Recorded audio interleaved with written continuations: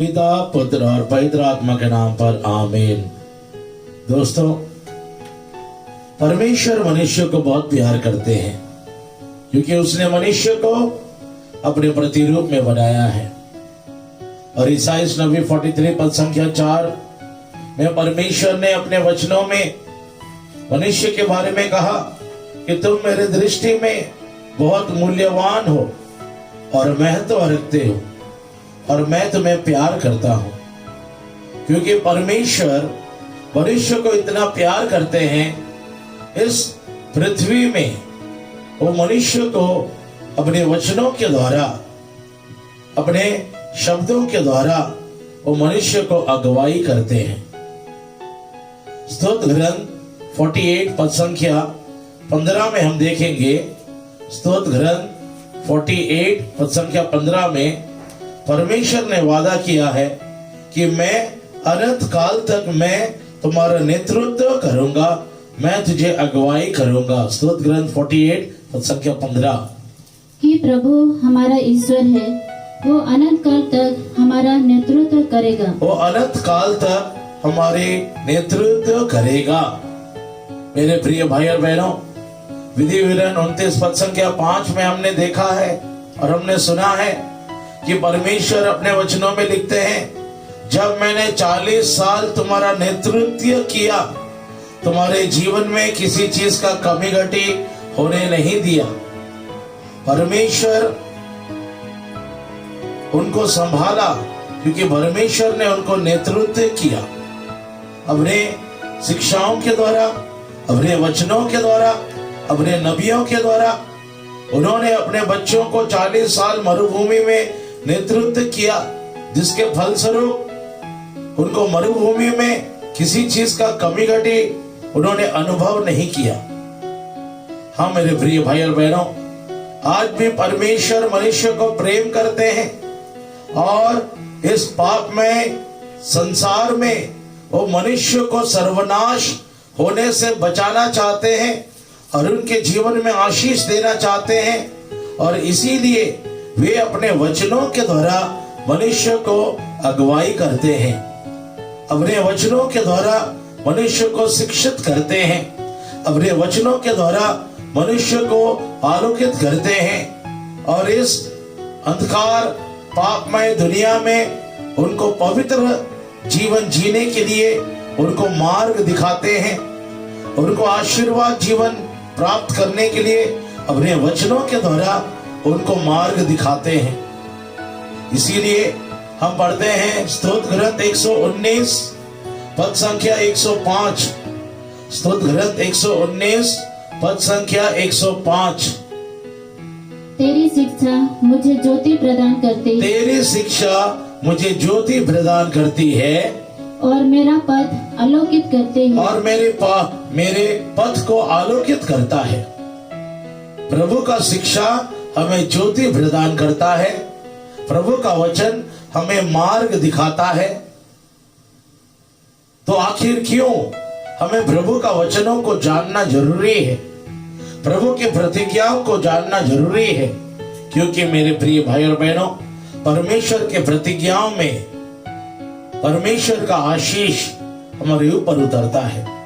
वो सत्य प्रतिज्ञा है जो परमेश्वर ने हमारे आशीर्वाद के लिए और हमारे पवित्र जीवन के लिए उन्होंने अपने वचनों में नाना प्रकार के प्रतिज्ञाएं दिए हैं, आदेश दिए हैं, संदेश दिए हैं, जिसके द्वारा हम अपने जीवन को पवित्र रख सके और परमेश्वर का आशीष हमारे जीवन में हम प्राप्त कर सके। हम बढ़ते हैं स्तोत्र ग्रंथ 119 पद संख्या 9 में। स्तोत्र ग्रंथ 119 पद संख्या 9 में हम प्रभु का वचन को सुनेंगे। तेरी शिक्षा का पालन करने से ही नवयुवक निर्दोष आचरण कर सकता है। तेरी शिक्षा को पालन करने से ही हम अपने जीवन को पवित्र रख सकते हैं। परमेश्वर का वचन को पालन करने में और परमेश्वर के वचनों को जानने में हम अपने जीवन को पवित्र रख सकते हैं। परमेश्वर का वचन हमें भलाई और बुराई के बारे में ज्ञान देता है। लेवी ग्रंथ 10 पद संख्या 10 में परमेश्वर अपने वचनों में लिखते हैं। लेवी ग्रंथ 10 पद संख्या 10 में हम देखते हैं, तुम्हारे लिए यह आवश्यक है तुम्हारे लिए यह आवश्यक है कि तुम पवित्र और अपवित्र, शुद्ध और अशुद्ध का भेद जानो। तुम पवित्र और अपवित्र, शुद्ध और अशुद्ध के बारे में ज्ञान प्राप्त करो।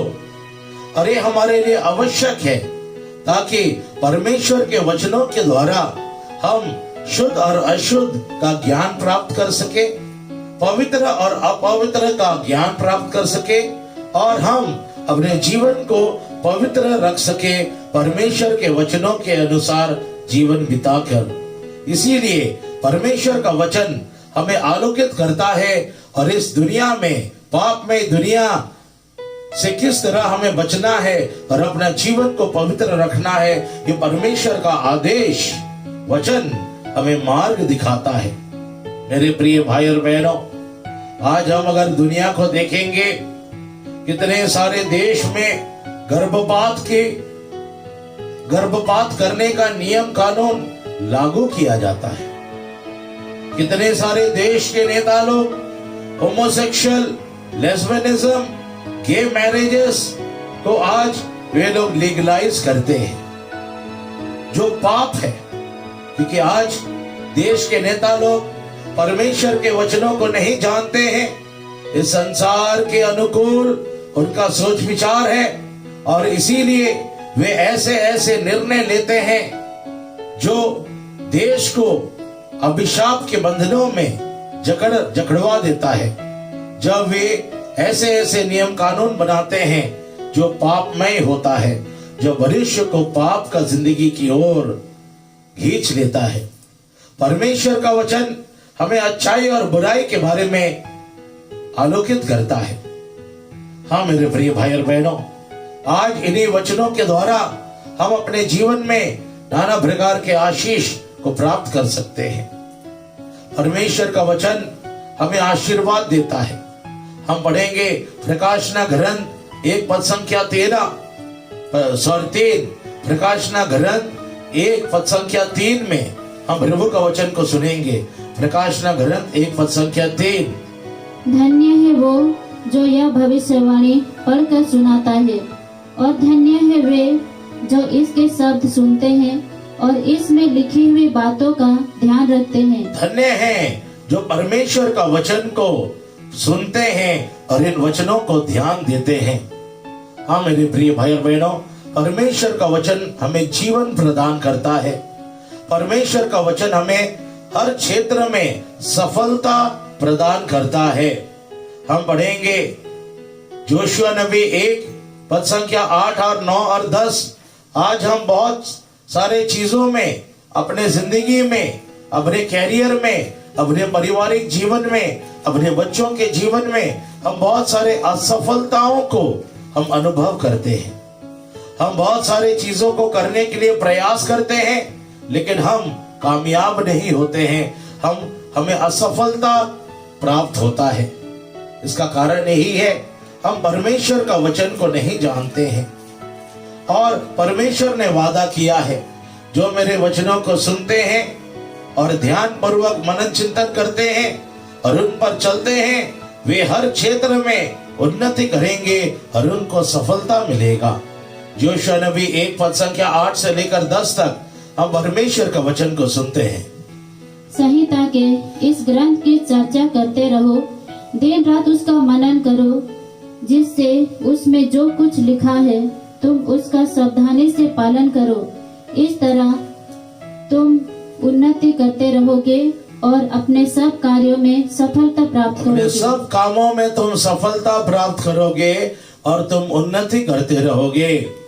अगर हम परमेश्वर के वचनों को पढ़ेंगे, उसको मनन चिंतन करेंगे और उस पर चलेंगे, तो परमेश्वर का वचन कहता है तुम सारे कार्यों में सफलता प्राप्त करोगे और सारे कार्यों में तुम्हें प्रभु आशीर्वाद देते रहेंगे। हाँ मेरे प्रिय भाई और बहनों, मैं एक ऐसे लड़की का साक्षी मैं सुन रहा था जो बता रही थी किस तरह परमेश्वर के वचनों ने उसके जीवन में कार्य किया और वो बहुत अपने जीवन में सफलता प्राप्त किया। ये लड़की एक मिशन स्कूल में पढ़ाई कर रही थी और वो प्रभु को नहीं जानती थी। एग्जाम के दिन में उसने एक छोटे से पेपर में कॉपी करने के लिए उसमें पर्ची बनाई थी और उसको देख देख कर उत्तर लिख रही थी। एग्जाम के दिन में, परीक्षा के दिन में जो सिस्टर जी उस हॉल में इंचार्ज थे, वे उसने देखा कि इस लड़की कॉपी कर रही थी। ये सिस्टर जी आई उनके पास और कहा, बेटी, और उसने परमेश्वर के एक वचन को उसको सुनाया और कहा, अगर तुम छोटे से छोटे चीजों में ईमानदार दिखाओगे तो प्रभु तुम्हें बड़ा चीज देगा। अगर तुम छोटे से छोटे चीजों में ईमानदार दिखाओगे तो प्रभु तुम्हें बड़ा आशीष देंगे। ये परमेश्वर का वचन सुसमाचार में है। ये परमेश्वर का वचन उस बहन का हृदय और मन में गड़ गया। उसको अपनी गलती का एहसास हुआ और उसने उस कॉपी करने का पर्ची को उसने फाड़ दिया और उसने बोला, सोचा जो भी कोई हो मैं कॉपी नहीं करूंगी, जो इतना मैं जानती हूं मैं ईमानदारी से लिखूंगी। और उसने जितना जानती थी ईमानदारी से लिखा और उस दिन के बाद ये वचन को ज्यादा ध्यान देने लगी। छोटे से छोटे चीजों में ईमानदारी दिखाओ और प्रभु तुम्हें आशीष देंगे। मेरे प्रिय भाई और बहनों, ये बाइबल का वचन उसके जीवन में कार्य करने लगा। इस वचन को ध्यान देते हुए अपने जिंदगी में जीने लगी। माँ बाप जो छोटे से छोटे काम देते थे उसमें ईमानदारी दिखाते थे, अपने कार्य को पूरा करते थे, कोई झूठ बोलना ठगा ठगी नहीं करते थे। अपने पढ़ाई का मामला हो, घर का काम के मामला हो और माँ बाप के प्रति और ईश्वर के प्रति ईमानदारी जीवन, पवित्र जीवन हो, हर चीज में वो ईमानदारी का जीवन जीने लगी। मेरे प्रिय भाई और बहनों, अंत में इसका परिणाम और इसको आशीष किया था। बहुत ही कम ग्रेजुएशन खत्म करते हुए वो स्टेट बैंक ऑफ इंडिया में पीओ के पोस्ट में, प्रोबेशन ऑफिसर के पोस्ट में उसको ज्वाइनिंग लेटर मिल गया। और ऐसे करते करते अपने कार्य क्षेत्र में भी वो काफी ईमानदार दिखाने लगी और प्रभु का आशीष बरसने लगा और बहुत कम उम्र में वो रीजनल डायरेक्टर बन गए स्टेट बैंक ऑफ इंडिया का। और वो साक्ष्य देती है किस तरह परमेश्वर का वचन उसको जीवन में आशीष दिया और उसको उन्नति दिया। परमेश्वर का वचन जीवित है। परमेश्वर का हर एक प्रतिज्ञा सच्चाई है, इसमें कोई झूठ नहीं है।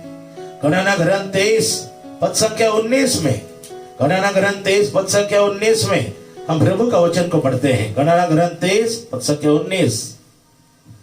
ईश्वर मनुष्य नहीं है, वो झूठ नहीं बोलता, मनुष्य की संतान नहीं है, वो अपनी बात वापस नहीं लेता। क्या वो कहेगा और करेगा नहीं? प्रतिज्ञा करेगा और उसे पूरा नहीं करेगा? परमेश्वर ने जो प्रतिज्ञा किया है वो पूरा करता है। परमेश्वर यीशु मसीह कभी झूठ नहीं कहते हैं। उनका वचन सत्य प्रतिज्ञा है। जो कुछ वो वादा करते हैं वो पूरा होता है। और हम पूरे बाइबल में हम देखते हैं परमेश्वर हमें चंगाई देने के लिए, हमें आशीष देने के लिए नाना प्रकार बहुत सारे प्रतिज्ञाओं को बाइबल में हमें देखने के लिए मिलता है, जो परमेश्वर की ओर से मुंह से निकला हुआ वचन है, प्रतिज्ञाएं हैं। और जब हम उस पर भरोसा करते हैं और उसको मन चिंतन करते हैं और उसके अनुसार जीवन बिताते हैं तो मेरे प्रिय भाई और बहनों, हम परमेश्वर का आशीष अपने जीवन में अनुभव करने लगते हैं।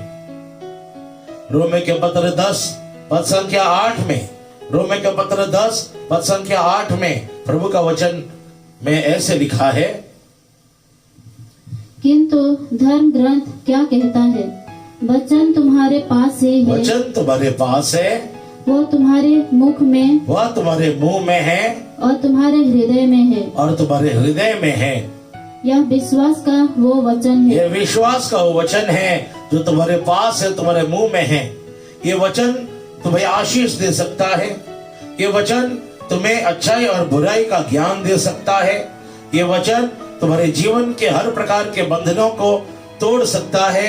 ये वचन तुम्हें आलोकित कर सकता है। ये तुम्हारे मुंह में है।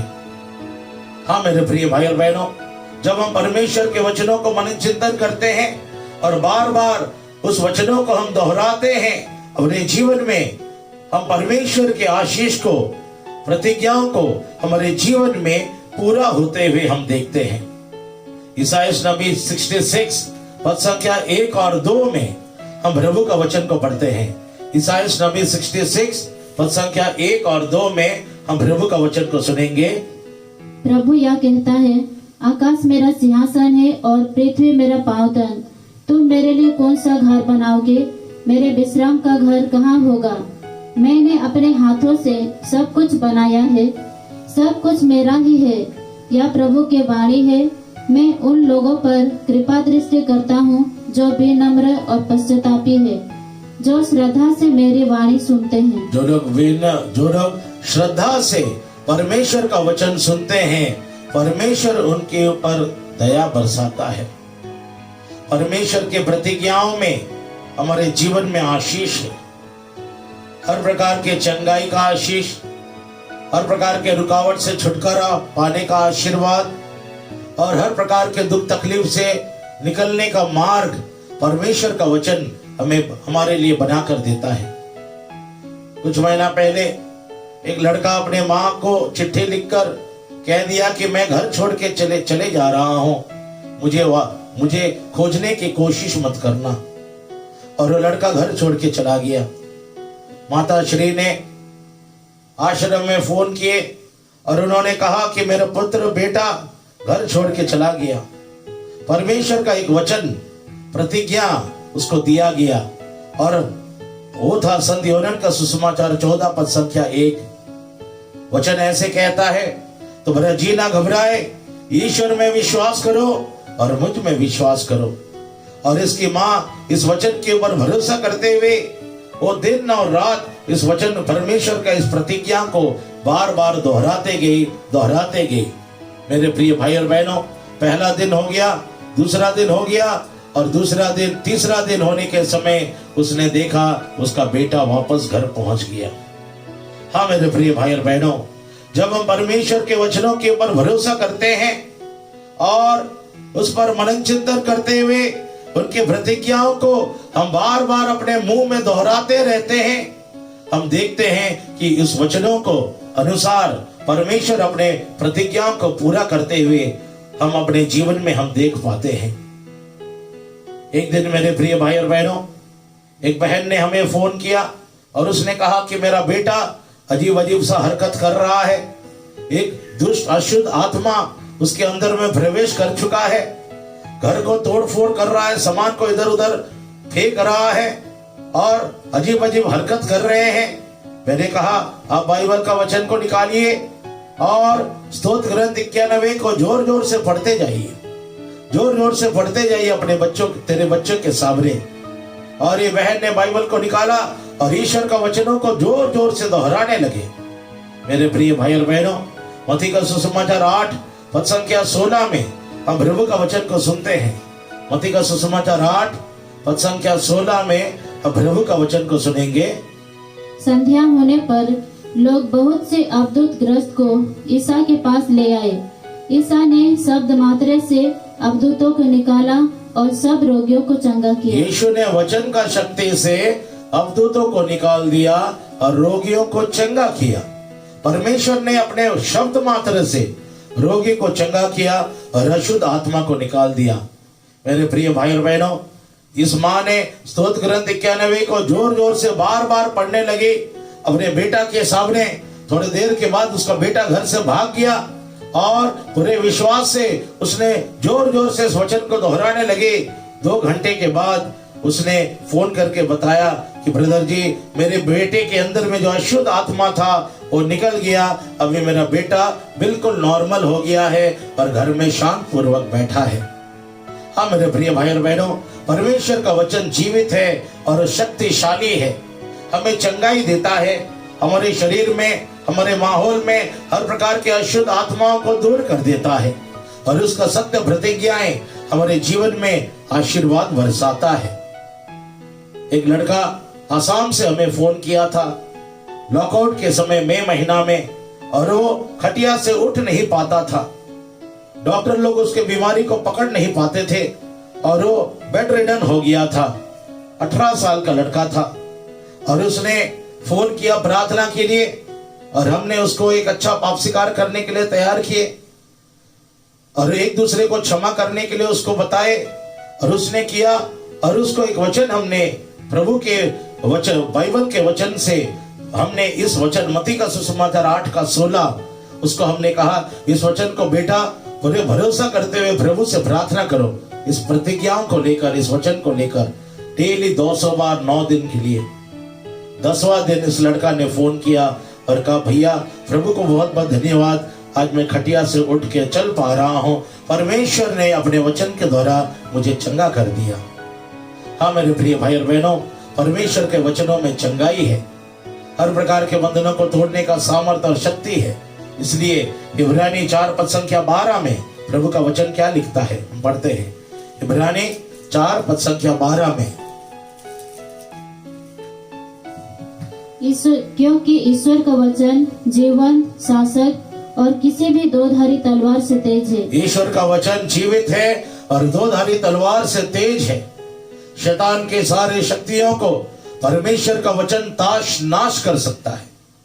यिर्मयाह नबी 23 पद संख्या 29 हम पढ़ते हैं, परमेश्वर का वचन जो जीवित है और जो दो धारी तलवार है, हर प्रकार का शैतानी बंधनों को तोड़ता है। और हम देखते हैं परमेश्वर अपने वचनों के द्वारा अवधूत के शक्तियों को लोगों के शरीर से निकालते हैं और इसी वचनों में परमेश्वर चंगाई भी देते हैं। प्रज्ञा 16 पद संख्या 12 में हम पढ़ेंगे। प्रज्ञा 16 पद संख्या 12 में प्रभु का वचन को सुनते हैं।